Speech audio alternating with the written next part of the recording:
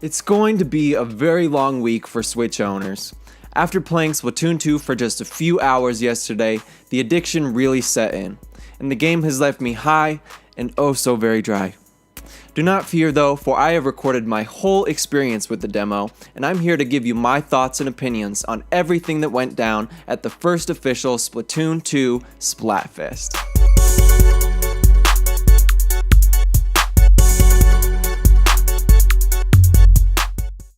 As someone who never owned a Wii U personally, I didn't ever really get a substantial amount of time with the first Splatoon, and I feel like a lot of Switch owners are in the same boat as me. For this reason, I'll be talking about all the weapons and stages from the demo, even the ones previously included in the original game. During my middle and high school years, I played a whole lot of Call of Duty and other first-person shooters, so I really thought the motion controls would be difficult to get used to. But I really made sure to give them a chance because I've heard that it's definitely the best way to play. After playing just a couple rounds with the gyroscope on my Pro Controller, it felt completely natural, and I actually did a whole lot better when I used them instead of just the thumbsticks. And I think this is because it just makes you feel like you're actually aiming the gun yourself. The first weapon set I used were the Splat Dualies. These things fire a whole lot of ink and they're very useful in covering ground initially.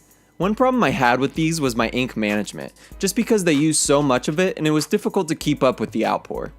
These were also a whole lot harder to aim with and they don't have very good range at all. However, in close combat, these things are definitely superior to the rest. The grenade type of this set is called the Splat Bomb, which is like a water balloon that will explode directly on impact. I wasn't a fan of this, but it really does play nicely into the overall feel of the set. The Tenta missiles are the special weapon in this set and give it a very good long range option for when you are charged up. The missiles lock onto a target and then rain from above after a short delay time. The second weapon set I used was the Tentatech Splatshot. The Splatshot is like your classic SMG in Splatoon, and it's recommended for people just getting into the game. This set uses a standard Splat Bomb, which is a regular grenade type that explodes 1 second after impact. This was definitely my favorite secondary in the game just because it's simple and you can also do a better job of aiming when it doesn't just explode right away. The special ability with this set is called the Inkjet, which was probably my favorite special ability as well. This propels you in the air by shooting ink from a jetpack that can also damage people who are under you. In addition to this, the pack gives you a special bazooka type weapon that one-shots anyone it hits. This was definitely the most popular weapon yesterday and would almost guarantee you a splat once you activate it. My third and favorite weapon set was the Splat Charger. After kind of running around shooting ink wildly with the first two sets, it was really nice to sit back, charge my weapon, and just think about every shot that I fired with the charger.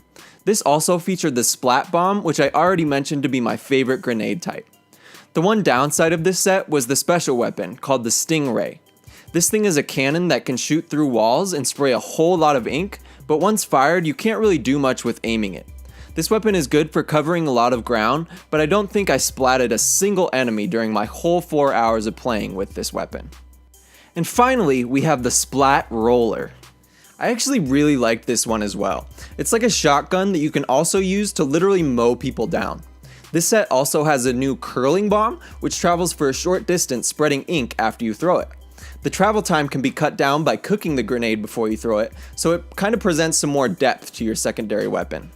The special ability given with this set is called Splashdown, which makes you jump up into the air and then ink the ground all around you, covering and splatting anyone within a good sized radius of you.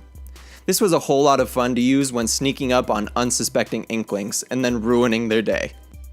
I'd also like to talk just a little bit about the different maps in the demo. Inkblot Art Academy and Starfish Main Stage were both very cool aesthetically, and they both had very different obstacles and things to learn so that you could properly cover every part of the map. The second two stages, however, are the ones that really stood out to me. Humpback Pump Track features a lot of rolling hill-like skateboard ramps and a bunch of open space. The game can be turned around very quickly on this map due to easy accessibility to every space there is. Moray Towers was definitely my favorite map of the night. This is a map that was brought over from a DLC pack in the first game, but with some slight adjustments. The biggest adjustment here are the additions of the Splat Rails, which can be shot by either team to add some different accessibility options for a short amount of time. There was a lot of team combat on this map, and the superior team was always the winner, every time.